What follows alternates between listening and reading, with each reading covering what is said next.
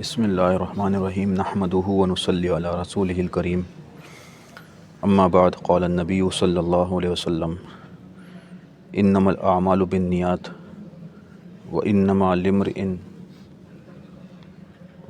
لکل امرئ ما نوی او کما قال علیہ الصلاۃ والسلام۔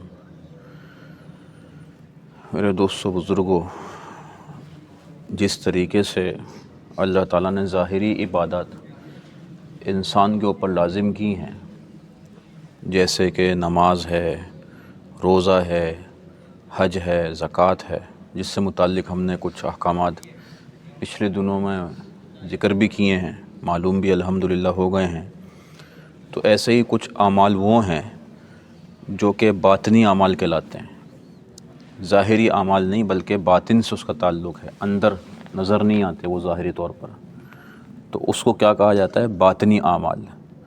نماز، روزہ، زکوٰۃ یہ تو ہیں ظاہری، جن کو اپنے ہاتھوں سے انسان انجام دے رہا ہے۔ جہاد کر رہا ہے تو وہ بھی ظاہری عمل ہے، حج کر رہا ہے وہ بھی ظاہری عمل ہے، نماز پڑھ رہا ہے نظر آ رہا ہے سب کو، روزہ ہے تو وہ بھی انسان خود کر رہا ہے اس کو۔ لیکن کچھ چیزیں ایسی ہوتی ہیں جن کا تعلق دل سے ہوتا ہے، وہ چیزیں نظر نہیں آ رہی ہوتی ہیں۔ تو جس طریقے سے ظاہری اعمال ضروری ہوتے ہیں، اس میں بھی فرائض ہیں، واجبات ہیں، کچھ مستحبات ہیں۔ اب نماز انسان پڑھ رہا ہے، کچھ فرائض ہیں کہ اس کے اندر نہیں ہے؟ قرات کرنا اس کے اندر فرض ہے، رکوع سجدہ یہ سب فرض ہے اس کے اندر۔ کچھ چیزیں اس کے اندر سنت ہیں، جیسے رکوع کے اندر آپ تسبیح پڑھتے ہیں، سبحان ربی العظیم پڑھتے ہیں تو یہ سنت ہے۔ سجدے میں آپ سبحان ربی الاعلیٰ پڑھ رہے ہیں، یہ کیا ہے؟ یہ بھی سنت ہے۔ درود شریف ہے، وہ بھی سنت ہے۔ تو ایسے ہی جو باطنی اعمال ہوتے ہیں اس میں بھی کچھ فرائض ہوتے ہیں جس کو کرنا ضروری ہوتا ہے، کچھ مستحبات ہوتے ہیں اور نفل اور سنت ہوتے ہیں ان باطنی اعمال کے اندر بھی، لیکن ہیں دونوں ضروری۔ جس طریقے سے ظاہری اعمال ضروری ہیں، باطنی اعمال بھی ضروری ہیں، دونوں ایک دوسرے کے ساتھ لازم و ملزوم ہیں۔ اب مثال کے طور پر ایک آدمی نماز پڑھ رہا ہے لیکن نیت نہیں کر رہا، تو اس کی نماز ہو جائے گی کیا؟ یہ ظاہر سی بات ہے اس کی نماز نہیں ہوگی، کیونکہ نیت جو ہے وہ تو شرط ہے۔ اگر نیت نہیں کرے گا تو وہ تو ایک طرح کی جو ہے وہ ورزش ہو جائے گی کہ اٹھ رہا ہے بیٹھ رہا ہے، جیسے ورزش میں انسان ایسا کر رہا ہوتا ہے۔ ایسے ہی روزہ ہے تو روزے میں نیت شرط ہے، اگر نیت نہیں کرے گا تو وہ فاقہ کہلائے گا، وہ روزہ نہیں کہلائے گا کہ بھئی میں اللہ تعالیٰ کے لیے نیت کرتا ہوں، روزہ اللہ کے لیے رکھ رہا ہوں۔ یہ فجر صادق سے پہلے انسان اس کی نیت کر لے تو وہی جو بھوکا پیاسا رہنا ہے وہ کیا، اس پہ کیا ملے گا؟ اس کو اجر مل جائے گا۔ لیکن اگر نیت نہیں کی تو کچھ بھی نہیں ملے گا سوائے یہ کہ وہ بھوکا پیاسا رہا۔ جیسے بعض اوقات ایسا ہوتا ہے کوئی مرض لاحق ہو جاتا ہے انسان کو، ڈاکٹر کہتا ہے کہ بھئی اب فاقہ کرنا ہے آپ کو، کچھ کھانا پینا نہیں ہے، تو اس میں اور اس میں کوئی فرق نہیں رہے گا۔ جس طریقے سے ڈاکٹر کے کہنے پہ انسان کھانے پینے سے رک جاتا ہے، کچھ منہ میں نہیں ڈالتا ہے اپنے، تو ایسے ہی یہ روزہ بھی ہو جائے گا اگر نیت نہیں کی تو۔ لیکن اگر نیت کر لی تو وہی جو بھوکا پیاسا رہ رہا ہے اب وہ اللہ کے لیے عمل بن جائے گا، اور ایسا عمل بن جائے گا کہ اللہ تعالیٰ فرماتے ہیں کہ وہ انا اجزی بہ، اس کا ثواب میں عطا کروں گا۔ یعنی اس کا ثواب بھی اللہ تعالیٰ نے نہیں بتایا روزے کا ثواب کیا ہے، بلکہ اللہ تعالیٰ فرما رہے ہیں کہ چونکہ میرے لیے رکھا ہے تو اس کا اجر، اس کا ثواب میں ہی عطا کروں گا۔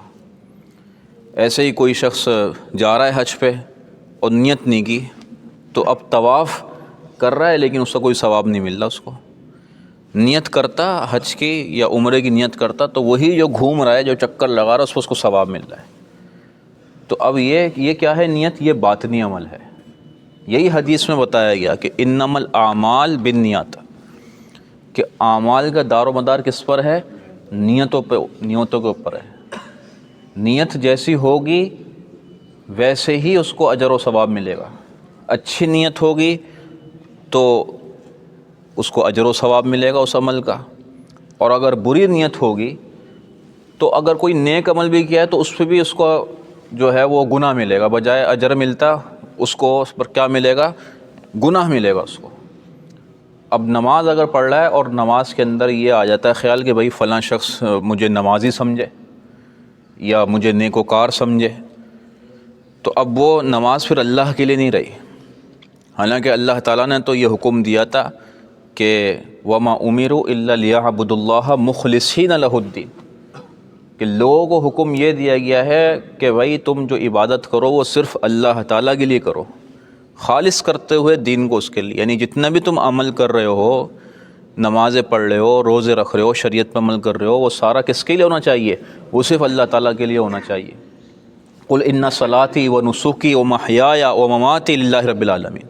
حضرت ابراہیم علیہ السلام فرما رہے ہیں کہ میرا نماز ونسکی قربانی، کہ ان صلاتی ونسکی ومحیاي ومماتی، یہاں تک کہ میرا مرنا اور جینا اللہ کے لیے، تو انسان کا مرنا جینا اللہ کے لیے ہو، اس کی نماز، اس کی قربانی، وہ سب اللہ کے لیے ہو، تو پھر اس کے اوپر اجر ملتا ہے۔ تو اللہ کے نبی صلی اللہ علیہ وسلم یہی فرما رہے ہیں کہ وَإِنَّمَا لِكُلِّ امْرِئٍ مَّا نَوَىٰ، کہ انسان کو جو اجر ملتا ہے وہ اس کی نیت کی بنیاد پہ ملتا ہے، جیسی نیت وہ کرے گا تو ویسے ہی اس کو اجر بھی ملے گا۔ اگر نیت خراب ہوئی تو نیک عمل بھی کرے گا تو اس کو اجر نہیں ملے گا۔ مثال کے طور پر ایک آدمی جہاد کرنے کے لیے جا رہا ہے، اور جہاد کرنے میں نیت کیا ہونی چاہیے؟ نیت یہ ہونی چاہیے کہ اعلاء کلمت اللہ، کہ بھائی جہاد اس وجہ سے کر رہا ہوں تاکہ اسلام کا بول بالا ہو، اسلام اور دین یہ پوری دنیا میں پھیل جائے، اللہ کے احکام یہ غالب آ جائیں، کفر جو ہے وہ دب جائے۔ یہ نیت ہوتی ہے جہاد کے اندر، تو کہ اللہ کا جو کلمہ ہے وہ بلند ہو جائے۔ لیکن ایک آدمی جہاد اس وجہ سے کر رہا ہے کہ میرا نام ہو جائے، لوگ مجھے بہادر کہیں، بڑا زبردست قسم کا جرنیل ہے، بہت بڑا کمانڈر ہے، یہ دنیا والے یہ کہیں مجھے، تو اب یہ جہاد نہیں ہے، یہ بلکہ یہ تو اپنے نفس کے لیے وہ اس نے یہ کام کیا ہے، تو اس پہ کوئی اجر نہیں ہے جہاد کا۔ اور حدیث کے اندر آیا کل بروز قیامت 3 اشخاص ایسے ہوں گے کہ ان کو سب سے پہلے جہنم میں ڈالا جائے گا، سب سے پہلے جہنم میں ڈالا جا رہا ہے۔ ایک وہ آدمی ہوگا کہ جس نے جہاد کیا، تو اللہ تعالیٰ حکم فرمائیں گے فرشتوں کو بھائی اس آدمی کو پکڑو اور جہنم میں ڈالو، تو وہ آدمی کہے گا یا اللہ میں نے تو آپ کے راستے میں جہاد کیا تھا، اور آپ کے راستے میں جہاد کیا تھا کہ شہید بھی ہو گیا اور پھر بھی مجھے جہنم میں۔ تو اللہ فرمائیں گے بھائی جہاد تو اس لیے سے کیا تھا کہ تاکہ لوگ تجھے کیا کہیں؟ بہادر کہیں۔ اب بس دنیا میں لوگوں نے بہادر کہہ دیا بھائی بڑا زبردست قسم کا جرنیل تھا، وہ تو بڑا سخت قسم کا کمانڈر تھا، اور اتنے لوگوں کو اس نے مار ڈالا، بس یہ دنیا میں کہہ دیا، تم اجر ان سے لے لیا تم نے، اب آخرت میں تمہارا کوئی اجر نہیں ہے۔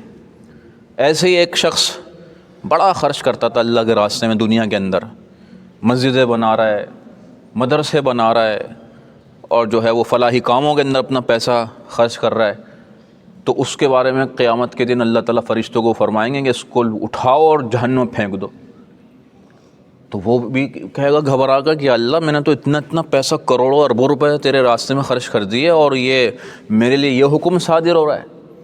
تو اللہ تعالیٰ فرمائیں گے کہ یہ جو سب کیا تھا نا، وہ اس لیے کہتا کہ تاکہ دنیا کے اندر لوگ سخی کہیں کہ بڑا سخی دل ہے بھائی، اور بڑا خرچ کرنے والا ہے۔ بس لوگوں نے کہہ دیا، تعریفیں کر دیں، تم نے اپنا اجر اور جو بدلہ تھا وہ لوگوں سے وصول کر لیا، اب تمہارا یہاں پہ کوئی اجر نہیں ہے۔ چنانچہ فرشتے پکڑیں گے اور جہنم میں پھینک دیں گے اس کو۔ تیسرا آدمی وہ ہوگا جو بڑا عالم دنیا کے اندر، اور بہت شیخ الحدیث بھی لوگ کہتے ہوں گے، اور بڑا جو ہے وہ کام کرنے والے دین کا، تو اب قیامت کے دن ان کے بارے میں اللہ تعالیٰ فرمائیں گے کہ بھائی اس کو پکڑو اور جہنم میں ڈال دو۔ تو وہ بھی حیرت سے کہے گا کہ یا اللہ میں نے تو ساری زندگی تیرے دین کی خدمت میں گزار دی، تبلیغ میں گزار دی، اور نشر و اشاعت کے اندر گزار دی، لوگوں کو احادیث رسول سنانے کے اندر اور سکھانے کے اندر گزار دی، اور آج میرے ساتھ یہ معاملہ ہو رہا ہے۔ تو اللہ فرمائیں گے کہ بھائی تم نے یہ جو علم حاصل کیا تھا یا یہ جو کام کیا تھا وہ تو کس کے لیے کیا تھا؟ مخلوق کے لیے کیا تھا کہ لوگ بڑا عالم کہیں، لوگوں نے کہہ دیا، لہذا اب تمہارا یہاں پہ کوئی اجر نہیں ہے۔ چنانچہ اس کو ہی پکڑا جائے گا اور جہنم کے اندر اس کو دھونک دیا جائے گا، پھینک دیا جائے گا۔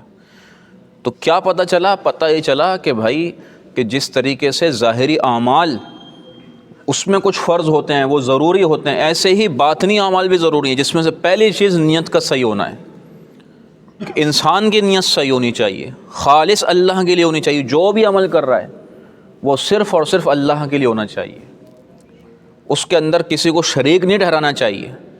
اور کتنی ناقدری کی بات ہوگی کہ وہ رب کہ جس نے پیدا کیا، خلقکم من تراب ثم من نطفہ، کہ مٹی سے پیدا کیا، اور ہماری حیثیت کیا تھی؟ نطفہ، ثم من علقہ، پھر ایک گوشت کا ایک ٹکڑا بن گیا، من مضغۃ، اور پھر مخلقۃ وغیر مخلقہ، پھر اگر آگے اللہ تعالیٰ نے فرمایا کہ ایک مدت تک تم اپنے ماں کے پیٹ میں رہے، تمہیں کچھ پتہ بھی نہیں تھا پوری دنیا کے بارے میں، اندھیریوں کے اندر تم موجود تھے۔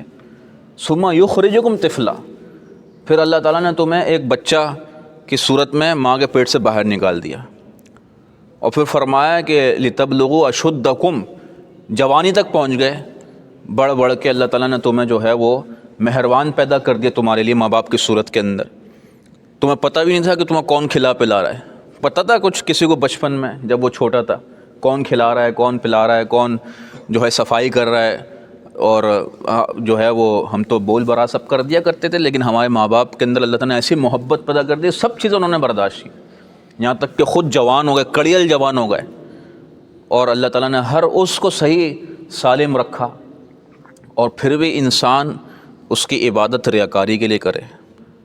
یعنی ایسے پروردگار نے کہ جس کی نعمتیں بے شمار ہیں، وَإِن تَعُدُّوا نِعْمَتَ اللَّهِ، کہ اللہ تعالیٰ کی اگر نعمتیں شمار کرنا چاہو تو شمار نہیں کر سکتے، اتنی نعمتیں اللہ تعالیٰ کی، اور اس مالک کو چھوڑ کر انسان دوسروں کے لیے کام کرے، دوسروں کی رضا تلاش کرے، اور یہ چاہے کہ دوسرے کی رضا خوشی حاصل کرنے کے لیے کام کرے، تو کس قدر ناقدری کی بات ہوگی۔ اس لیے اللہ رب العزت ایسے بندے سے پھر ناراض بھی ہوتے ہیں، اور اس عمل پر جو نیک عمل کر بھی رہا اس پر کوئی اجر نہیں، کیونکہ اللہ کے لیے کیا ہی نہیں وہ تو عمل۔ تو اس لیے تو ایسا ہی ہو گیا کہ ایک شخص ہے، اپنی بیوی سے بڑی محبت ہے، وہ اس کے لیے چیزیں بھی لے کے آتا ہے، اور خوب جو ہے وہ گفٹ اور سب چیزوں کے لحاظ اس کا کرتا ہے، کھانے پینے کا سب کچھ، لیکن وہ بیوی اتنی نافرمان کہ کہیں اور منہ مار رہی ہو، تو اس سے زیادہ، اس عورت سے زیادہ کون نافرمان ہوگا، کون ناشکرہ ہوگا، کون، اور سب سے زیادہ سزا کی مستحق ہوگی۔ کیوں؟ اس لیے کہ نافرمانی کی، شکر گزاری نہیں کی، اس کی جو کہ کچھ سب چیزوں کی رعایت کر رہا تھا، سب چیزوں کا خیال رکھ رہا تھا۔ تو ایسے ہی اللہ رب العزت قدم قدم پر اللہ کی کتنی نعمتیں ہمارے لیے اللہ رب العزت نے وافر مقدار میں پیدا کر دی، اور انسان دوسروں کی رضا تلاش کرے، دوسروں کی طرف رخ کرے۔ تو اس لیے یہ جو اخلاص ہے ہر عمل کے اندر اللہ کے لیے کام کرنا، یہ نہایت ضروری ہے، یہ نہایت ضروری ہے۔ میں تجارت کر رہا ہوں تو تجارت اللہ کے لیے اگر انسان کر، ویسے تو تجارت کیا دنیاوی مشغلہ ہے، اس کا دین سے تو یعنی بظاہر ظاہری طور پر تو آخرت سے تو کوئی سمجھ میں نہیں آنا، کوئی عبادت تو نہیں نظر آ رہی ہے کہ اس میں کوئی انسان جو ہے وہ اللہ کا ذکر کر رہا ہو یا تلاوت قرآن ہو، ایسے تو کوئی چیز نہیں ہے اس کے اندر، وہ تو انسان کما رہا ہے، پیسہ کما رہا ہے، تو دنیا ہے۔ لیکن اگر اس کے اندر بھی نیت صحیح کر لی اور اللہ کے لیے نیت کر لی تجارت کی، تو اس پہ بھی ثواب ملے گا، اس تجارت پہ بھی ثواب ملے گا۔ چنانچہ حدیث کے اندر آیا کہ التاجر الصدوق، جو سچا تاجر ہوتا ہے اپنی تجارت کے اندر صدق سے کام لیتا ہے، سچائی سے کام لیتا ہے، دھوکہ بازی سے کام نہیں لیتا، تو وہ انبیاء، شہداء اور جو ہے وہ صدیقین کے ساتھ اس کا شمار ہوگا کل قیامت کے دن۔ اس کا جو حشر ہوگا وہ کس کے ساتھ ہوگا؟ انبیاء علیہم الصلاۃ کے ساتھ اس کا حشر ہوگا، ان کے ساتھ جو ہے وہ ان کا قرب اس کو عطا ہوگا۔ تو کیا کیا تھا؟ حالانکہ جو کما رہا تھا دنیا کما رہا تھا وہ تو، لیکن اس بات کی رعایت کی اللہ تعالیٰ کی کہ سچائی کو لیا، اس نے اپنی ملازمت میں سچائی سے کام لیا، خیانت سے ساری زندگی بچا رہا، تو کیا ہوگا یہ کہ پھر انبیاء علیہم الصلاۃ والسلام، شہداء کے ساتھ اس کا حشر کیا جائے گا۔ ایسے ہی ایک آدمی ملازمت پہ آ رہا ہے، تو ایک تو یہ ہے کہ بھائی وقت پر انسان آ رہا ہے اور وقت پہ جا رہا ہے، لیکن نیت کیا ہے؟ نیت یہ ہے کہ بھائی اگر وقت پہ نہیں آؤں گا تو تنخواہ سے کٹوتی ہو جائے گی میری، یہ نیت کی ہوئی ہے، یا بھائی دیر سے تاخیر سے آؤں گا تو نکال دیا جاؤں گا، ایک تو یہ نیت ہو گئی، تو اس پہ کوئی اجر نہیں۔ کیوں؟ اس لیے کہ اس میں اللہ کے لیے کوئی بات نہیں پائی گئی، یہ تو ساری اپنی نفس کے لیے ہو گیا نا، کہ اپنے لیے اور اپنی ذاتی منفعت کے لیے اس نے یہ کام کر رہا ہے کہ بھائی نہیں آؤں گا تو نکال دیا جاؤں گا، اس وجہ سے وہ آ رہا ہے، روزانہ آ رہا ہے۔ لیکن اپنی تھوڑی سی توجہ تبدیل کرنے کی ضرورت ہے، اپنا رخ جو سوچ کا ہے وہ موڑنے کی ضرورت ہے اللہ کی طرف، کہ وہ یہاں پہ وہ نیت کر لے کہ بھائی میں وقت پر اس وجہ سے آ رہا ہوں کیونکہ بھائی میں نے معاہدہ کیا ہے اس ادارے کے ساتھ کہ میں وقت پر آؤں گا، اور اللہ تعالیٰ نے مومنین کو حکم یہ دیا ہے کہ اوفوا بالعہود، اپنے عہد کی پاسداری کرو، اور میں نے اپنے ادارے والوں سے عہد کیا ہے کہ میں وقت پر آیا کروں گا، روزانہ صبح 6 بجے آؤں گا، روزانہ 8 بجے آیا کروں گا۔ تو اب اس پہ کیا مل جائے گا؟ اس پہ اجر مل جائے گا انسان کو۔ کیوں؟ اس لیے کہ اس نے اپنی نیت درست کر لی، اس نے اپنے آنے کو، اپنے جانے کو اللہ کے لیے بنا دیا۔ اب کوئی اس سے خوش ہو یا خوش نہ ہو، اس کو سے کوئی پرواہ نہیں۔ کیوں؟ اس لیے کہ بھائی جو وہ وقت پہ آ رہا ہے اور وقت پہ جا رہا ہے وہ صرف اور صرف اللہ کے لیے جا رہا ہے، کیونکہ اس کو معلوم ہے کہ اللہ اور اس کے رسول کا حکم یہ ہے کہ بھئی مومن یہ عہد کی پاسداری کرتا ہے، اپنے عہد کو پورا کرنے والا ہوتا ہے، تو بس وہ اس وجہ سے وقت پر آ رہا ہے، اس وجہ سے وقت پہ جا رہا ہے۔ تو اب ایسے ہی کھانا پینا ہے تو روزانہ کھاتے پیتے ہیں ہم، نہ جانے کتنی ساری چیزیں کھا لیتے ہیں اور ہمیں پتہ بھی نہیں چلتا۔ صبح 3 ٹائم تو کھاتے ہی ہیں لازمی، صبح دوپہر شام کا، اس کے علاوہ بھی بیچ میں کچھ نہ کچھ چلتا رہتا ہے۔ تو اب ایک تو یہ ہے کہ اپنی بشری تقاضے کے لیے بھوک لگ رہی ہے تو کھا رہا ہے آدمی، ایک یہ ہے کہ اس کھانے کے اندر اپنی سوچ کا دھارا تبدیل کر لے، بھئی کھا اس وجہ سے رہا ہوں کہ اس کی وجہ سے جسم میں طاقت آئے گی، اور طاقت آئے گی تو میں عبادت کر سکوں گا صحیح طریقے سے، اور عبادت یہ ثواب ہے۔ تو اب اس کھانے پینے پہ بھی اجر مل جائے گا، کیونکہ دن کے اندر جو عبادت ہے وہ تو زیادہ سے زیادہ 1 اور سوا گھنٹے کی عبادت ہے کہ نہیں ہے؟ بھائی فجر ہے، ظہر ہے، عصر ہے، مغرب، عشاء، اس کا کل اگر دورانیہ آپ کر لیں، امام کے ساتھ اگر آپ پڑھتے ہیں تو سوا گھنٹہ زیادہ سے زیادہ لگے گا، سنتوں کو سب کو ملا کر پورے دن میں سوا گھنٹے کی عبادت، اور باقی جو 23 گھنٹے ہیں وہ سارے کے سارے ہمارے دنیاوی کاموں کے اندر چل رہے ہوتے ہیں، سونے میں، کھانے میں، کام کاج کے اندر۔ تو عبادت تو کم ہے اور ہمارے دنیاوی مشغلے کیا ہیں؟ وہ بہت زیادہ ہیں، لیکن ان دنیاوی مشغلوں کو بھی انسان عبادت بنا سکتا ہے، اس سونے کو بھی عبادت بنا سکتا ہے، یہ جو کام کاج ہم کر رہے ہیں اس کو بھی انسان عبادت بنا سکتا ہے، کھانے پینے تک کو انسان عبادت بنا سکتا ہے، اور یہاں تک کہ جو بول براز کرنے کے لیے جا رہا ہے اس کے اندر بھی یہ پہلو آ سکتا ہے۔ مثال کے طور پر ایک انسان یہ ہے کہ بھائی جو ہے وہ فارغ ہونے کے لیے جاتا ہے بیت الخلاء میں، تو وہ تو ہر روز جانا ہے، ہر انسان کو جانا ہے۔ ایک یہ ہے کہ اس وجہ سے چلا جاتا ہے کہ بھائی میں جب یہ فارغ ہو جاؤں گا تو ایک سکون، ایک راحت آ جائے گی، اور اس حالت میں نماز پڑھوں گا سکون اور حالت میں، تو میری توجہ رہے گی اللہ تعالیٰ کی طرف۔ اسی وجہ سے حدیث کے اندر آیا ہے کہ عند مدافعۃ الاخبثین، یہ نماز پڑھنا مکروہ ہے۔ کیا مطلب؟ یعنی انسان کو پیشاب پخانہ لگاؤ پھر بھی وہ نماز کے لیے کھڑا ہوا ہے تو اس کو مکروہ قرار دیا۔ کیوں؟ اس لیے کہ توجہ نہیں ہوگی اللہ تعالیٰ کی طرف۔ اور کھانا اگر تیار ہے تو اس وقت بھی حکم یہ ہے کہ بھائی پہلے کھانا کھا لو۔ کیوں؟ اس لیے کہ اگر کھانا تیار ہے، سامنے رکھا ہوا ہے، اور نماز کے لیے چلا جائے تو پھر انسان کی توجہ کس پہ رہ جائے گی؟ کھانے پہ رہ جائے گی، اور نماز جو ہے وہ کھانا بن جائے گی۔ حالانکہ نماز کو جو ہے وہ تو نماز بنانا ہے، تو اس لیے فرمایا کہ بھائی پہلے کھانا کھا لو پھر نماز کے لیے چلے جاؤ۔ اگر کھانا تیار ہے، ایک تو یہ کہ ہنڈیا پہ چڑھا ہوا ہے نا، تو پھر تو نماز پڑھ لو، ایک یہ کہ بالکل سامنے رکھا ہوا ہے، تو پھر حکم یہ ہے کہ بھائی اس صورت میں پہلے جو ہے کھانا کھا لو پھر نماز کی طرف توجہ کر لو۔ تو اس لیے یہ کھانا پینا سب کچھ عبادت بن سکتا ہے، لیکن شرط کیا ہے؟ شرط یہ ہے کہ انسان اپنی توجہ کا رخ تبدیل کر لے۔ تو اس لیے میرے دوستو، یہ جو باطنی اعمال ہیں یہ بھی نہایت ضروری ہیں، اور ہمارے جو سلف و صالحین تھے، اکابر تھے، اس کا بڑا لحاظ رکھا کرتے تھے، بڑا لحاظ اس کا رکھا کرتے تھے۔ چنانچہ ایک بزرگ کے بارے میں آتا ہے، وہ یہ فرماتے ہیں کہ یعنی وہ نماز پڑھ لیتے اور بڑی لمبی وہ نماز پڑھا کرتے تھے، تو ان کو محسوس ہوا کہ ایک آدمی ان کو دیکھ رہا ہے، اور وہ ایسا محسوس ہوا کہ وہ اس کو بڑا اچھا لگا کہ بھائی ماشاءاللہ یہ بزرگ ہیں اور 1 گھنٹے سے نماز پڑھ لیں۔ تو ان کے دل میں یہ بات آئی کہ یہ میرے اس عمل سے خوش ہو رہا ہے. تو جب نماز سے فارغ ہوئے تو اس کو بلایا, اس کو بتایا کہ بھائی دیکھو تم یہ میری نماز تم نے دیکھی کہ میں نے اتنی طویل نماز پڑھی, تو اس سے زیادہ تم خوش نہ ہونا. کیوں؟ اس لیے کہ بات یہ ہے کہ شیطان نے تو سال ہا سال اللہ کی عبادت کی, لیکن اس کا انجام کیا ہوا؟ اللہ کی بارگاہ سے مردود ہو کے نکال دیا گیا.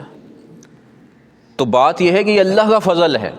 اگر میں نماز پڑھ رہا ہوں یا لمبی لمبی جو ہے وہ قیام میں کر رہا ہوں, رکوع سجود کر رہا ہوں, تو یہ صرف اور صرف اللہ کا فضل ہے, اس میں میرا کوئی دخل نہیں ہے, میرا کوئی کمال نہیں ہے اس کے اندر. تو اس لیے تم نے جو مجھے دیکھ رہے تھے تو اپنا اصل میں انہوں نے اپنا علاج کیا, کیونکہ اپنے دل میں آئی ہوگی نا ایک بات کہ بھائی میں نے تو بڑا نمازی پرہیزگار, تو اس کا انہوں نے علاج اس طریقے سے کیا کہ بھائی دیکھو شیطان بھی تھا, اس نے سال ہر سال تک اللہ کی عبادت کی, لیکن آخر کار تکبر میں مبتلا ہوا اور اللہ کی بارگاہ سے مردود ہو کے ہمیشہ ہمیشہ کے لیے نکال دیا گیا. تو اس لیے جو بھی عبادت کی توفیق ملی ہوئی ہے وہ صرف اور صرف اللہ کے فضل کرم سے ملی ہوئی. اللہ کا فضل شامل حال نہ ہوتا تو کچھ بھی نہ ہوتا, ورنہ کتنے سارے کفار ہیں, بلکہ مسلمانوں سے زیادہ تو کافروں کی تعداد ہے. اگر 6-7 ارب دنیا میں جو ہے لوگ موجود ہیں اس وقت, جس میں سے 2 ارب یا 2.25 ارب مسلمان ہیں, باقی جو 4 ارب ہیں 3.5 ارب ہیں وہ سب کے سب کافر ہیں. کوئی اس میں یہودی ہے, کوئی نصرانی ہے, کوئی مشرک ہے, ہندو ہے, کوئی ایسا ہے کہ وہ کسی کو کچھ مانتا ہی نہیں ہے. تو اللہ تعالیٰ کا فضل ہوا کہ ہمیں مسلمان بنا دیا اس نے. اگر خدا نہ خواستہ ہم اس میں سے ہو جاتے تو کیا کر لیتے؟ یہ تو اللہ تعالیٰ کا فضل ہے نا. ہداکم, اللہ خود فرماتے ہیں کہ بھائی تم اگر اسلام لے کر آئے ہو تو ہم پر احسان مت جتلاؤ, بلکہ ہم نے تمہیں توفیق دی ہے اسلام کی. یہ تو ہم نے تم پر احسان کیا ہے کہ ہم نے تمہیں اسلام کی توفیق دی اور تم اس میں داخل ہو گئے اور اپنے آپ کو جہنم کی آگ سے بچا لیا. تو یہ اللہ رب العزت کا حکم ہے کہ اپنی نیتوں کو درست کرو, اور جو تم عمل کر رہے ہو وہ صرف اور صرف خالص اللہ تعالیٰ کے لیے ہونا چاہیے, مخلوق کی رضا کے لیے نہیں ہونا چاہیے. میں اگر ملازمت میں ہوں, میں کسی بھی شعبے سے وابستہ ہوں, میں تجارت کے شعبے سے ہوں, میں صفائی کے شعبے سے ہوں, باغبانی کے شعبے سے ہوں, تعمیر کے شعبے سے ہوں, کھانا پکانے کے شعبے سے ہوں, تو میں صرف اور صرف اللہ تعالیٰ کے لیے کام کر رہا ہوں. میں نہ امیر کو خوش کرنے کے لیے کام کر رہا ہوں, نہ میں ادارے کو خوش کرنے کے لیے کام کر رہا ہوں, بلکہ میرا معاملہ تو صرف اور صرف اللہ تعالیٰ سے ہے.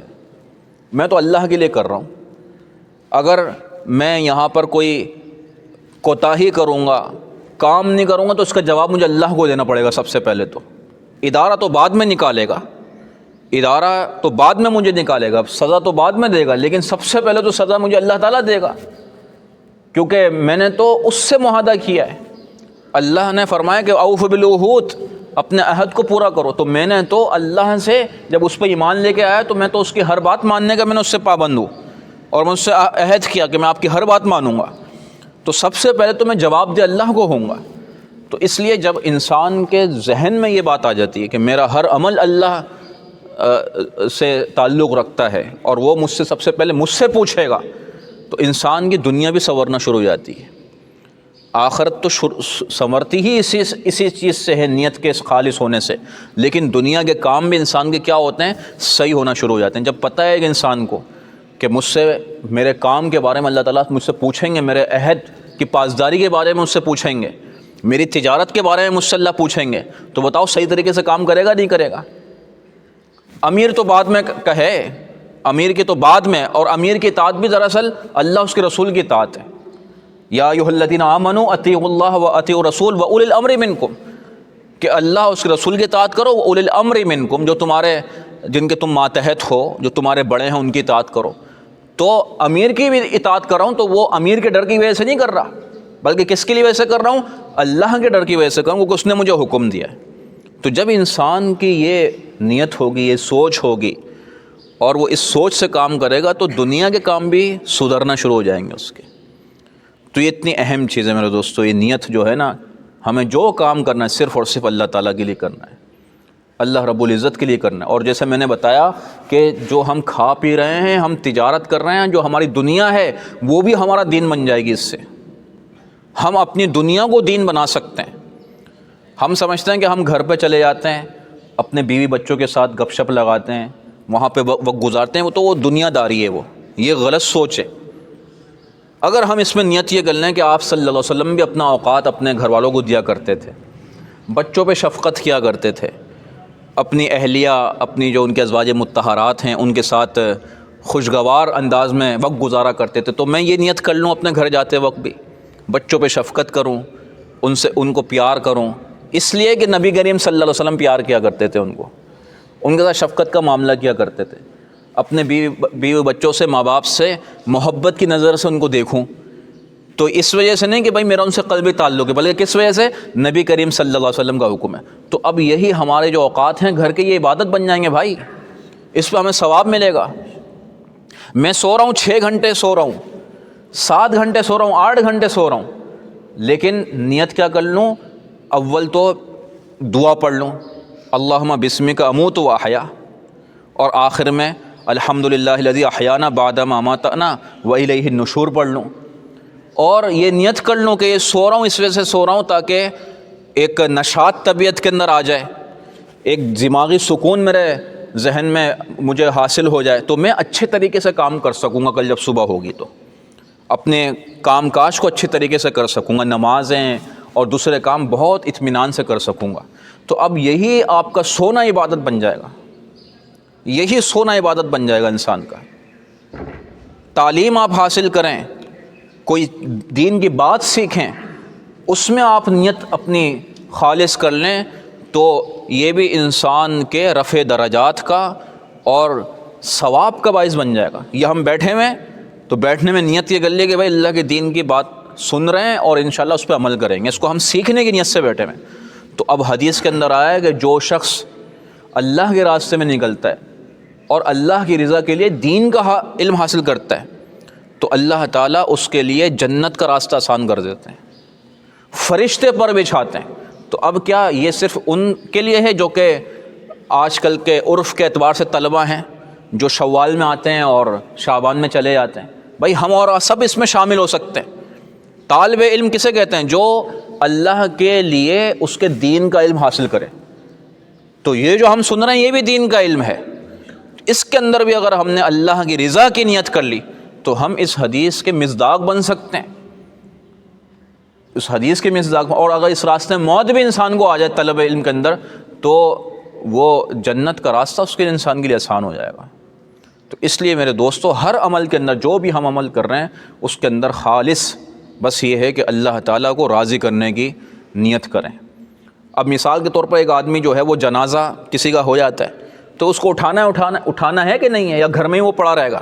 ظاہر سی بات ہے کہ جب تک زندہ انسان تو اس کی قدر ہے، جیسے رو نکلی تو فکر ہونا شروع ہو جاتی کہ بھائی اس کو کہیں گاڑنا ہے، دفن کرنا ہے، تو وہ تو لازمی ہر حال میں اس کا یہ کام کرنا ہے کہ اس کو چارپائی پہ اٹھا کے لے کے جانا ہے اور اس کو قبر میں جا کے اتارنا ہے۔